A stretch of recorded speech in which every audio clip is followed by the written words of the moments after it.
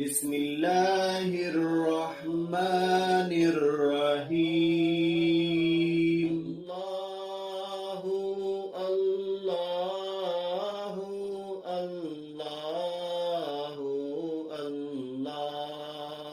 اللہ اللہ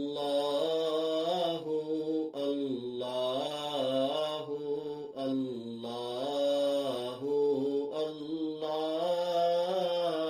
اللہ اللہ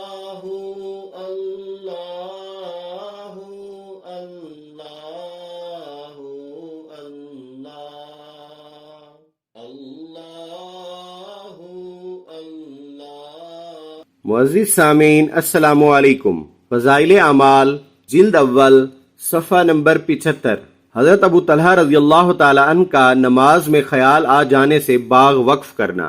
حضرت ابو طلحہ رضی اللہ تعالی عنہ ایک مرتبہ اپنے باغ میں نماز پڑھ رہے تھے کہ ایک پرندہ اڑا اور چونکہ باغ گنجان تھا اس لیے اس کو جلدی سے باہر جانے کا راستہ نہ ملا، کبھی اس طرف کبھی اس طرف۔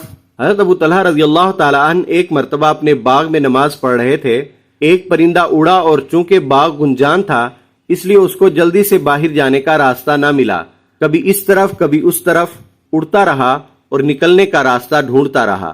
ان کی نگاہ اس پر پڑی اور اس منظر کی وجہ سے ادھر خیال لگ گیا اور نگاہ اس پرندہ کے ساتھ پھرتی رہی۔ دفعتاً نماز کا خیال آیا تو سہو ہو گیا کہ کون سی رکعت ہے۔ نہایت قلق ہوا کہ اس باغ کی وجہ سے یہ مصیبت پیش آئی کہ نماز میں بھول ہوئی۔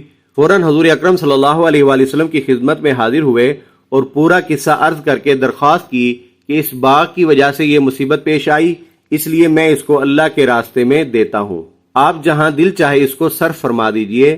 اسی طرح ایک اور قصہ حضرت عثمان رضی اللہ تعالیٰ عنہ کے زمانے خلافت میں پیش آیا کہ ایک انصاری اپنے باغ میں نماز پڑھ رہے تھے، کھجوریں پکنے کا زمانہ شباب پر تھا اور خوشے کھجوروں کے بوجھ اور کثرت سے جھکے پڑے تھے۔ نگاہ خوشوں پر پڑی اور کھجوروں سے بھرے ہونے کی وجہ سے بہت ہی اچھے معلوم ہوئے۔ خیال ادھر لگ گیا جس کی وجہ سے یہ بھی یاد نہ رہا کہ کئے رکعتیں ہوئیں۔ اس کے رنج اور صدمہ کا ایسا غلبہ ہوا کہ اس کی وجہ سے یہ ٹھان لی کہ اس باغ ہی کو اب نہیں رکھنا، جس کی وجہ سے یہ مصیبت پیش آئی۔